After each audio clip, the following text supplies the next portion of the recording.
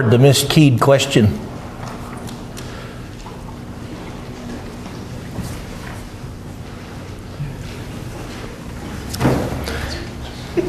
It's like, well, maybe I did.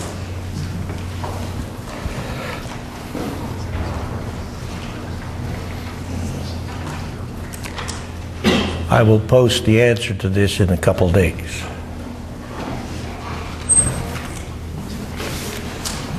If you don't know yet the answer, I'll let you think about it a little more. Won't hurt.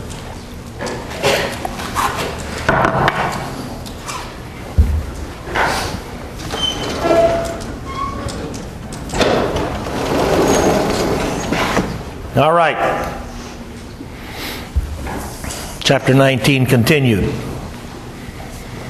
As a particular example, we consider solubility of calcium carbonate. After having recognized A from the KSP alone, you cannot correctly calculate the solubility for a material like calcium carbonate because its anion component, carbonate ion, is a base which is considerably stronger than water. Upshot: when calcium carbonate dissociates in water,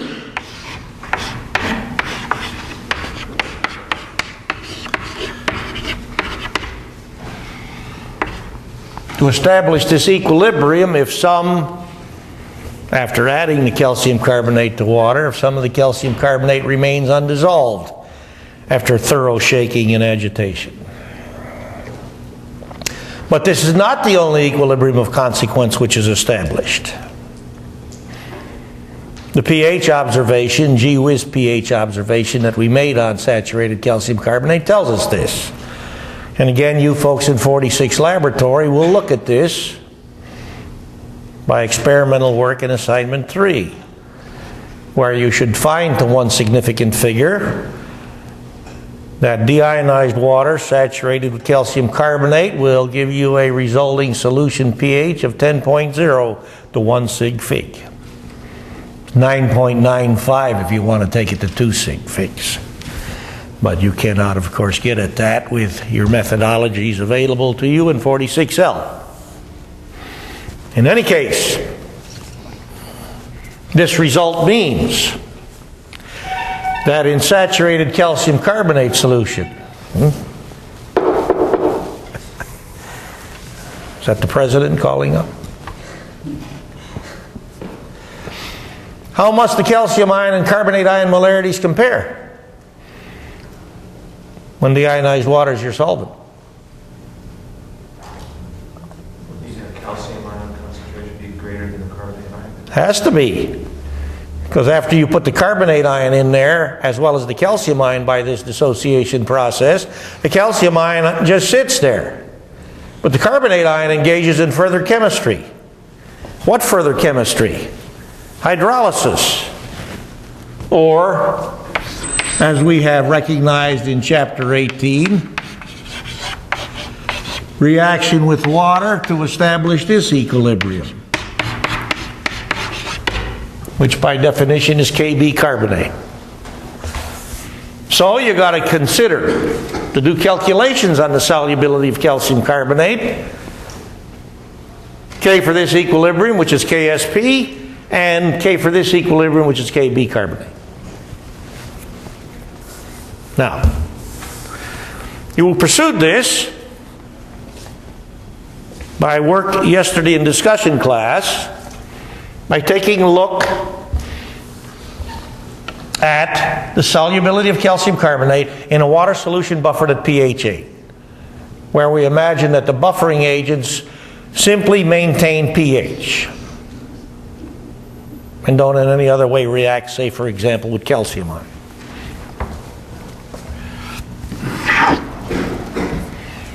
To get at that, we can take these two equilibrium reactions and add them together. If we do that, we get this equilibrium reaction. Now, when we get this equilibrium reaction, you have to be careful with it. First, you have to realize that it's not a stoichiometric statement. Of course, if you think about it,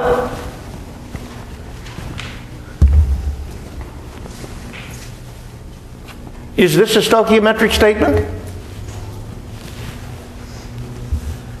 What does it mean to call a reaction equation stoichiometric? You did this in 2045. What's it mean?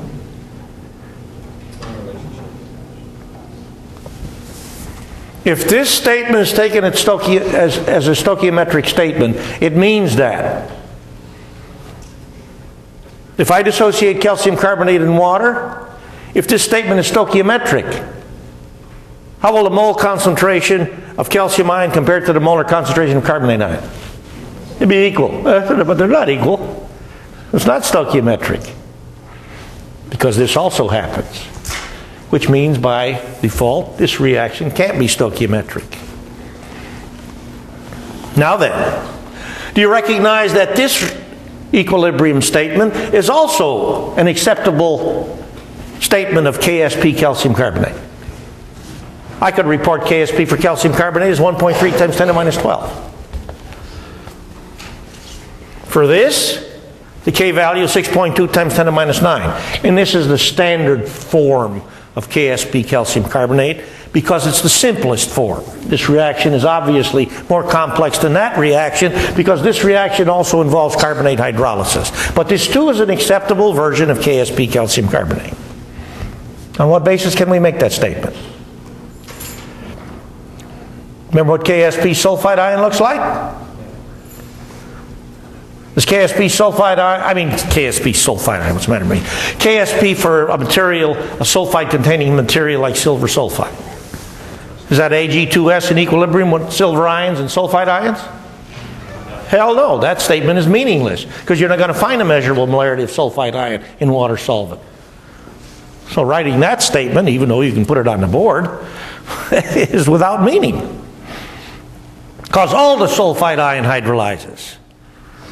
So for KSP, for a sulfide-containing material like silver sulfide, you've got to pay attention to the hydrolysis part.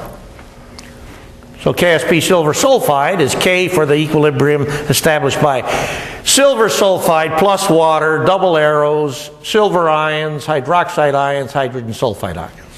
Does this look like a parallel to that? Yeah. Because this equilibrium is established by taking the salt in question and paying attention to the chemistry which this material shows when it's dissolved in water. That's what these KSP values are about, dissociation in water. You think KSP values will change if I consider dissociating a salt in a solvent different than water? Do Ka values change if I consider an acid behaving in a solvent other than water? Hell yes!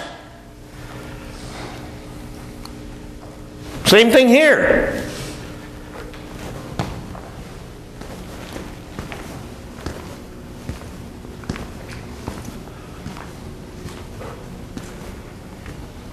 Although we've not yet talked about such, do you recognize? Well, yes, we have talked about it. By golly, we did talk about it, at least in brief in chapter 18. If you put a positive ion in water solution, does that positive ion, after being introduced to water solution, stay all by itself? Or does it interact with other things in the solution? What are the other things? Water molecules, you're damn right. Just like negative ions. Positive ions stick to the negative end of the water dipole, the oxygen atom end, and the negative ions stick to the positive dipolar end of the water molecule, the hydrogen atom ends. Well, you think that has an impact on solubility? You think calcium carbonate would be more soluble or less soluble in a solvent like ethanol? You know what ethanol is? CH3, CH2, OH. Water, HOH. Ethanol, CH3, CH2OH.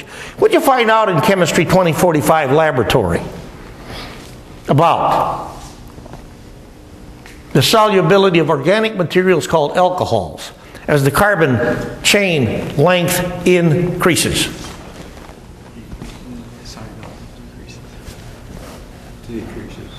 CH3, CH2, CH2, CH2, OH. It becomes non-polar. The longer the carbon chain, the less polar this molecule becomes. The less polar it becomes, the less it interacts from an electronic standpoint favorably with water. Practical upshot, less soluble. Now, simple alcohols like methanol, ethanol, propanol, or isopropanol, which is common rubbing alcohol, are all miscible with water. That means it doesn't make any difference what volume ratio you put them together. You get simply a true solution.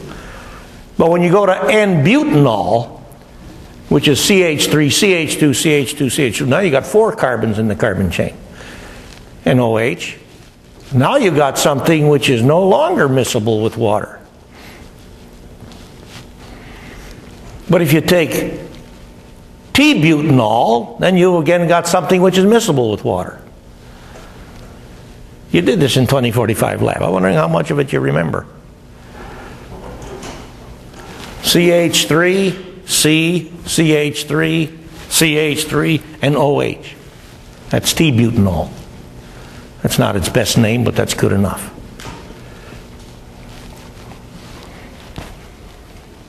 That electrically is more like water than stretched out or so-called straight chain CH3, CH2, CH2, CH2, OH, which is not miscible with water. So I ask again,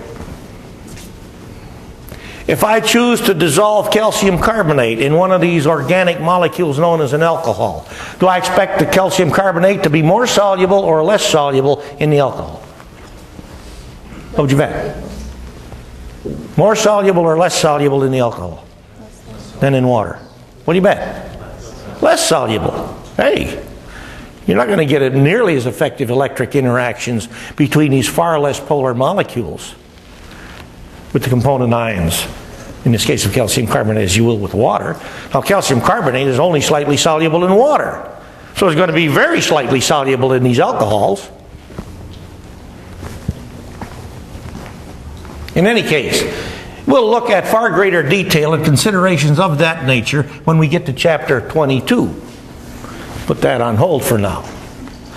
So, with this, you found out yesterday that the K value is a composite of KSP calcium carbonate times KB carbonate. Value is 1.3 times 10 to the minus 12.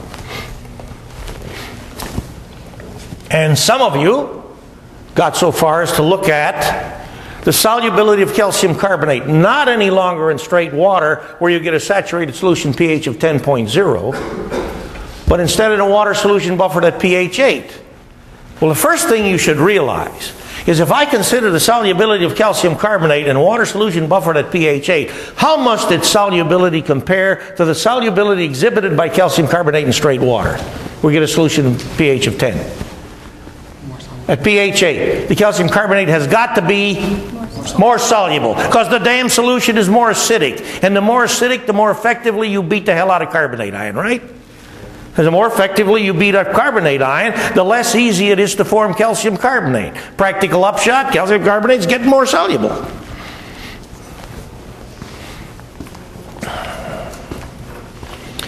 Then when we get to question 1912, we'll look at the solubility of calcium carbonate at pH 6. But back to the pH 8 case, which again some of you looked at. Here's the equilibrium constant expression written chemically. S, the molar solubility of calcium carbonate, is the same as the calcium ion molarity because the calcium ion, as we've already recognized, when that goes into solution, it just sits there. It doesn't do anything else. So if I represent the molar solubility of calcium carbonate as S, then the equilibrium molarity of calcium ion in this saturated solution will also be S. But the carbonate ion molarity, whatever it is less than S. Now,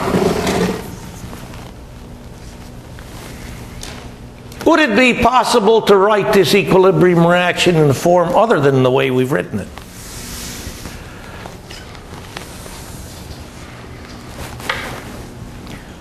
Because this equilibrium reaction is stating that carbonate ion is converting to bicarb ion. What do you think might be the better form of that equilibrium reaction at pH 6? I'm asking you a question which relates directly to material balance. The material balance from an acid-base standpoint, I remind you again, is an invitation on your part to consider all the viable forms of a material, a species, in water, which are producible by H plus, give or take. Comment? There's no more carbonate ion? Well, at pH 8 there's really no carbonate ion, as we'll demonstrate in a moment. But when we take this to pH 6, what do you think will be the principal form of carbonate-containing stuff? Hydrogen carbonate. You think it'll be bicarb ion? HCO3 minus? What do you think it'll be? Hydrated. It'll be hydrated CO2. So, I can account for that by writing a reaction equation and showing calcium carbonate plus water with the carbonate containing stuff being hydrated CO2. Calcium ion. Are we saying that at pH 8, calcium carbonate is more soluble than it is in straight water? Absolutely. Because this is pH 8 versus pH 10. That's what you get if you dissolve calcium carbonate in straight water. Once you got a handle on the system pH, you know how the relative solubilities compare. More acidic, the more soluble. In any case, more on this at pH 6 when we get to question 1912. So here again is the equilibrium constant expression. S, molar solubility, same as calcium ion molarity. Bicarb ion molarity, we need that. And the system's buffered at pH 8, so the hydroxide ion molarity is fixed at this. So to resolve this, as things presently stand, we got one equation, two unknowns. So to resolve this, you got to find out how this molarity relates to S. Can we do that? Yes, once we know pH.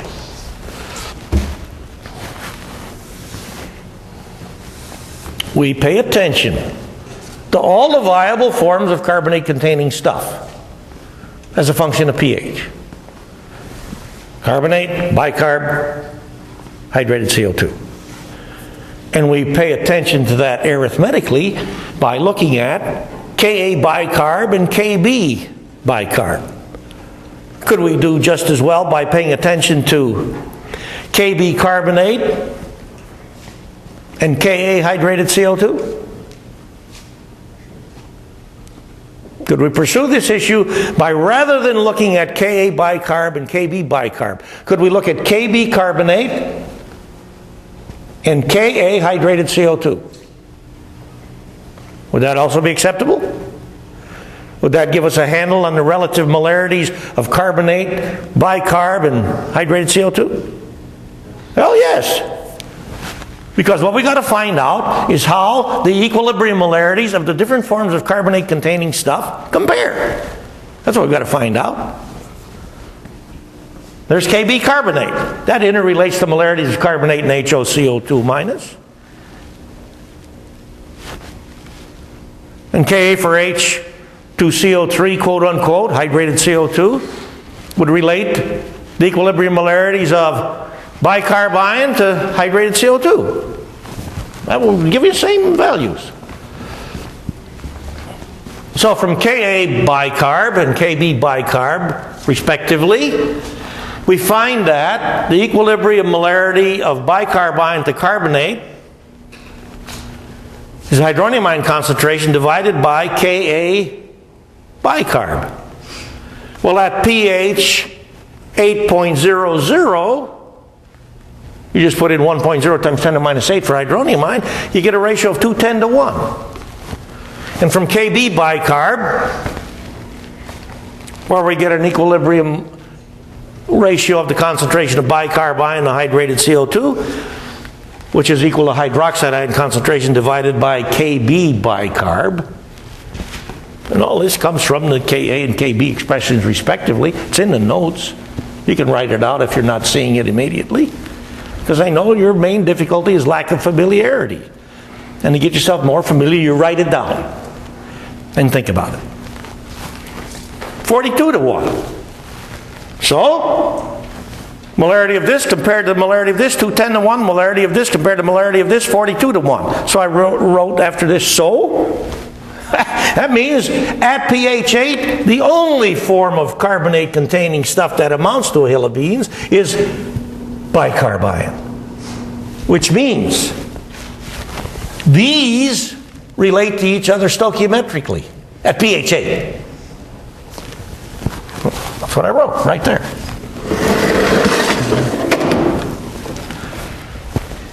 So I go back to the numbers game. Write the equilibrium constant value for that reaction. After having recognized that calcium ion molarity and bicarb molarity are in essence the same, here's hydroxide ion molarity, solve with fluorescing at 1.1 times 10 to minus 3 molar, and I immediately recognize that this number, as it must be, is bigger than this number. Remember this number? This is the tabulated value for the solubility of calcium carbonate in straight water, which is in the notes, and which corresponds to a pH of on the order of 10. See? This is about 8 times bigger than this. Hey, it's a more acidic solution. The calcium carbonate's got to be more soluble. So before we go to question 1912, we already know, gee whiz, the answer to this question, don't we? At pH 6, how will the solubility of calcium carbonate at pH 6 compare to this number? Got to be bigger, because now we're even more acidic. pH 10 versus pH 8, that's a difference in hydronium ion concentration of 100. 2 pH units. Now we'll pause with this stuff for a moment and take a brief look at the salt effect.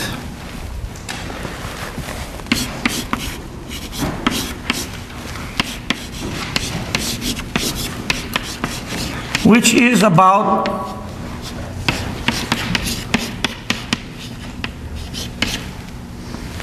the impact exerted on the water solubility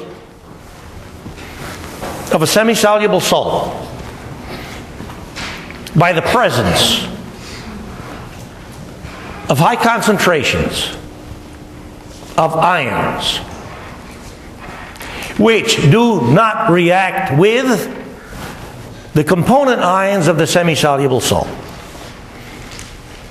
Example, silver chloride.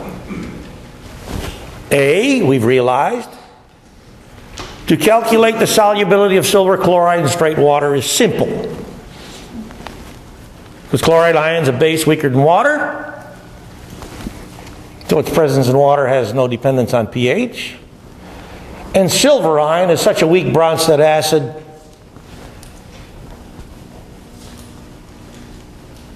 that we don't have to pay attention to the acidic properties of hydrated silver ion to do this calculation. The calculation again being the solubility of silver chloride. Upshot, solubility of silver chloride is successfully calculated by taking the square root of its KSP value, which is 1.7 times 10 to minus 10, and the square root is 1.3 times 10 to minus 5. You've been through that stuff already. Now then,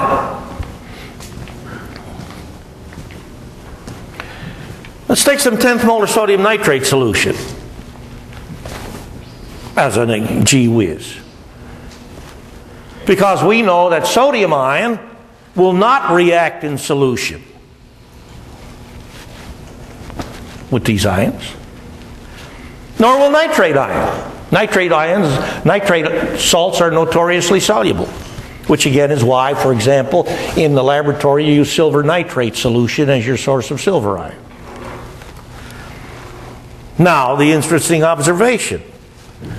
I find out that the silver chloride is more soluble in 10th molar sodium nitrate solution than it is in deionized water. Now, depending upon the molarity of the sodium nitrate, you can find out how much more soluble.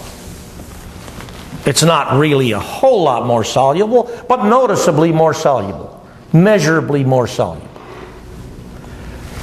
I'm now doing some more detailed investigations into water solution chemistry phenomena like the salt effect. Because I'm in the process of rewriting these notes, I hope to turn it into a textbook. And if I'm really lucky, I'm going to be able to foist this on a whole bunch of wonderful, lucky chemistry students in this here world. So guess what? Oh boy, here's chemistry. I can tell you one thing. If I ever get this daggone book written and published, at the minimum, chemistry instructors across the world, if they look at this book of mine, will say, this sure as hell ain't like no standard fare general chemistry book. If I was going to do that, I wouldn't even bother with the effort. You know my attitude on these standard fare general chemistry books. When you get to the 2046 stuff, these books are horrible. I mean, horrible.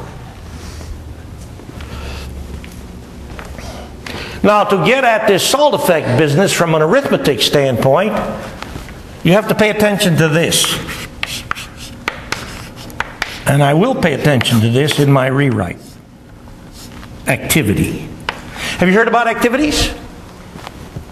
Did you hear it all about activities in Chemistry 2045?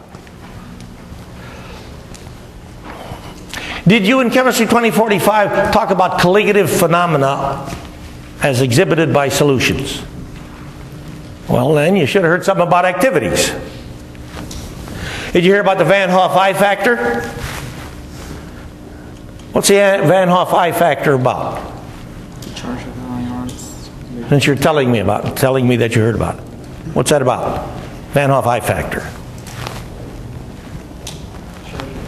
The solubility of the substance.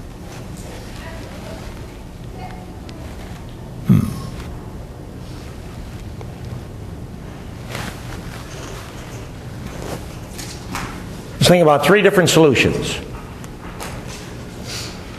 100th molar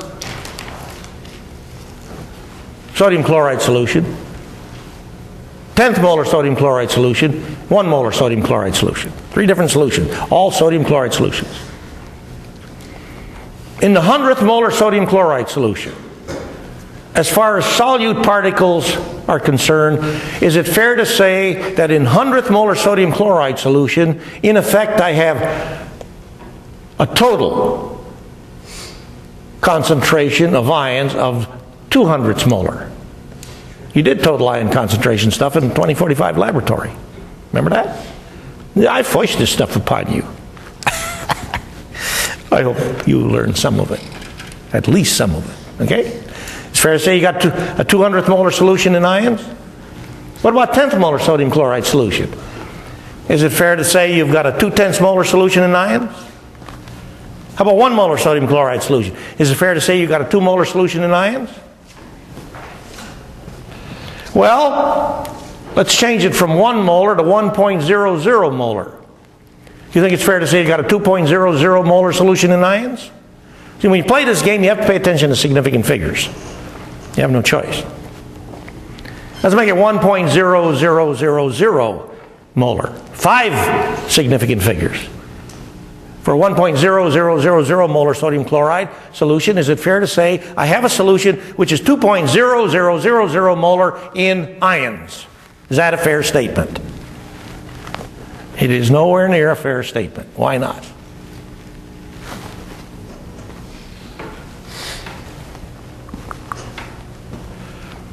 Activities and concentrations for ions are one and the same if all the ions in the solution of such, if all the ions act completely independently of each other.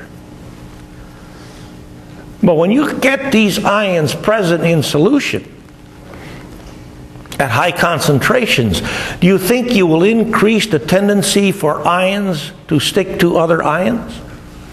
Sure.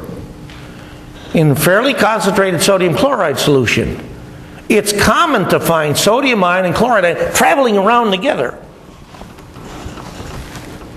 Because, hey, you've now got a concentrated solution of ions. These ions can't get away from each other so easily as they can in the much more dilute solution like 100th molar sodium chloride solution. So the effective ion concentration, the actual ion concentration, the concentration of 1.00 molar sodium chloride solution, the actual ion concentration will not be 2.000 molar. It'll be less than that. What measurement might you make to find this out? I'll give you a hint. You made this measurement in 45 laboratory. It's called conductivity. Because that conductivity is a reflection of how many ions are in the pot behaving as individual charge carriers. Hey, when you got two ions sticking to each other, it's not even behaving like a charge carrier anymore, is it? Because the plus and the minus kind of neutralize each other. The upshot of all of this is that activities are measurable by methods such as conductivity. In any case, that's what this is about.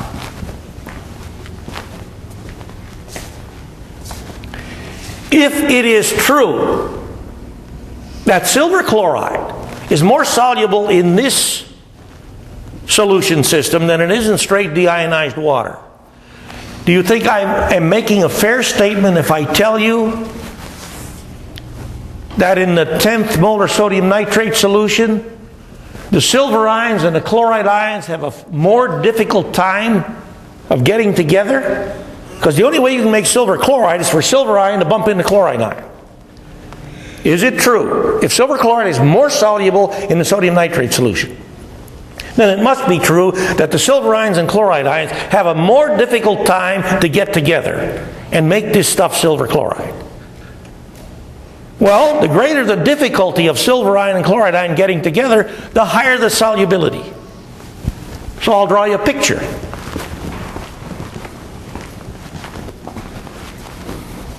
Silver ion, chloride ion, they're close to each other in size. We'll talk about ion size factors in greater detail in chapter 22. But the chloride ion is observationally a little bit bigger. Okay? Not surprising, because this is an anion, whereas this is a positive ion.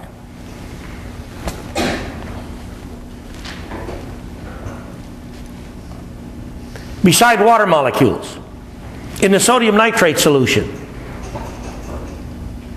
beside water molecules, what other particles present in the solution would be drawn to this? How about nitrate ions, because they're minus? Now then, do you think nitrate ions are going to travel all by themselves in the sodium nitrate solution and get all the way on one side of the solution? So you got nothing over there but nitrate ions, and so over here you got nothing but sodium ions?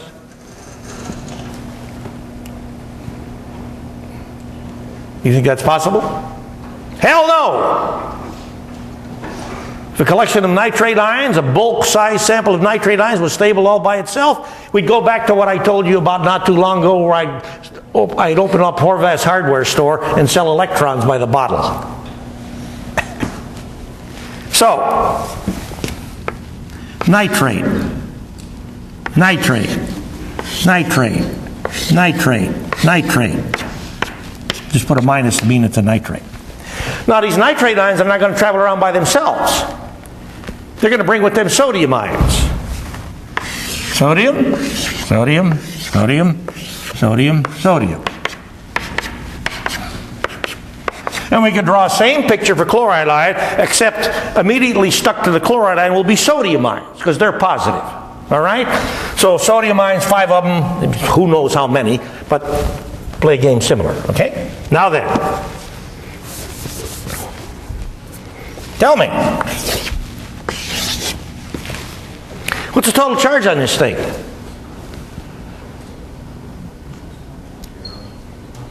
What's the total charge on this thing? +1, right? You got 1 silver ion in the middle, and then 5 chloride ions and 5 sodium ions. If you played the game over here, you'd have 5 sodium ions and 5 nitrate ions, if you want to play a game parallel to what I did. And you'd have a thing over here which had a total charge of -1. Right? Now tell me,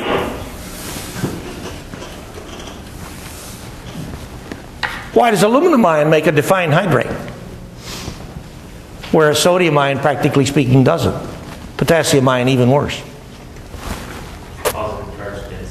Positive charge density. What have I done to the charge density of silver ion because of this phenomenon? Increased it? What have I done to the charge density of chloride ion? Decreased it a hell of a lot. And when I decrease these charge densities, have I decreased the tendency for these ions to stick together? You're damn right. So it gets more soluble. That's the salt effect. Enough said. It's an electric effect. Or if you prefer, call it a Coulombic effect. Enough said.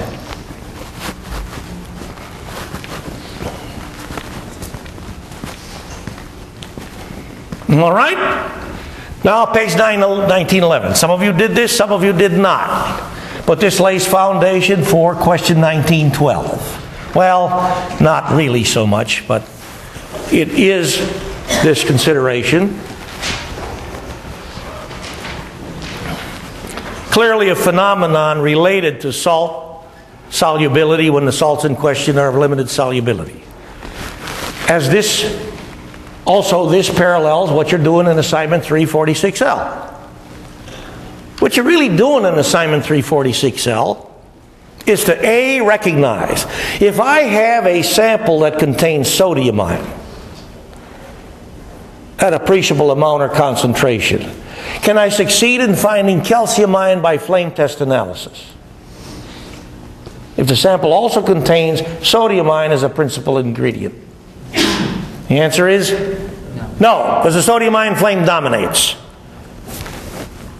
But I'm obligated to test for calcium ion in a sample in 46 laboratory. Obligated because that SOB Horvath said so. Ha! You have to do it. Well, now you can't do it successfully by flame test if sodium ion's there. So what else are you going to do? You take advantage of the fact that calcium ion, unlike sodium ion, calcium ion makes a lot of precipitates, a lot of salts which are of limited solubility. Is that surprising to you? Since calcium ion is twice as plus as sodium ion, so it's a much more sticky ion as far as negative ions are concerned. Right? So it has a much greater tendency to make salts of limited solubility, like calcium sulfate and calcium hydroxide and calcium carbonate, the three salts of limited solubility in water of calcium ion. Whereas sodium ion doesn't make precipitates with any of these ions. So I now can pursue investigation of testing successfully for calcium ion in water solution by giving it the opportunity to react with sulfate ion or hydroxide ion or carbonate ion to make me a precipitate. And in the absence of other ions which could also react with sulfate, hydroxide, or carbonate ions to make precipitates, I will now have a confirmatory test for the presence or absence of calcium ion. I had one of these anions. If I get a precipitate, calcium ion's there in the original sample, and if I don't get a precipitate, calcium ion not there in the original sample.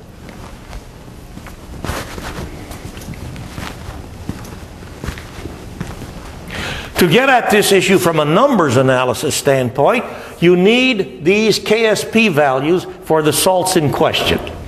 KSP calcium sulfate, KSP calcium hydroxide, KSP calcium carbonate. And I will give you a note. If you look at these KSP, if you look at KSP data in different sources, you'll find different values. They'll all be kind of close to each other. But these values all come as a consequence of people in the laboratory making measurements. And these measurements clearly are a reflection of low solubility. And when you have to measure low solubilities reliably, that's not easy to do. So depending upon the method of measurement or data used in making the measurement, whatever have you, you often get different values from different groups doing the same investigation. You'll get values which are close, but often different values. Now, as you might well suspect, but you better be careful about this, can I say flatly and absolutely from these KSP data points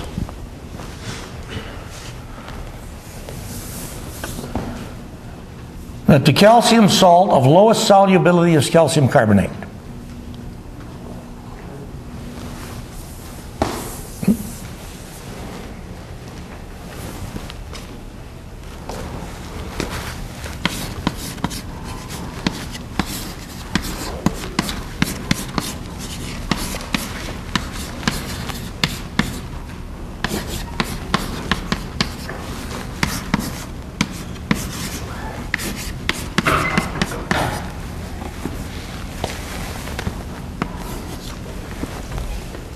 There are two salts of limited solubility of silver ion.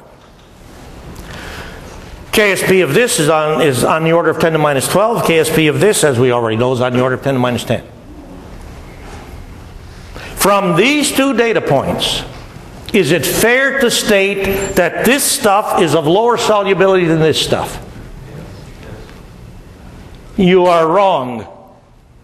This is of much lower solubility than this stuff. Be careful. Solubilities is what you need, not KSPs. Now, does the problem get even more complex if I put this stuff in the game? Yeah, because here I got an anion that hydrolyzes, which impacts solubility. This anion doesn't hydrolyze. This anion doesn't hydrolyze either. But what's the difference? Why is this thing of lower solubility than this thing? Hey, just write out the equilibria. Silver chloride in equilibrium with silver ion and chloride ion. Silver chromate in equilibrium with silver ion and chromate ion. But there's a 2 multiplier in front of silver ion, isn't there? So if I'm going to calculate S for silver chromate, which I can do from its KSP, we did this at the start of chapter 19, because chromate ion does not have any acid-base properties of consequence. You get this is equal to 4s cubed, whereas this is equal to 2s squared. Ha-ha! Be careful, because here you got 2 silver ions in chromate ion, right? So the solubility of silver chromate is only half the silver ion molarity. This is 2s and this is s. Reminder. Do not infer solubilities from KSP values unless you know about the properties of the material in question and you know about its stoichiometry. This is a 2-to-1 salt. This is a 1-to-1 salt. More on this next time.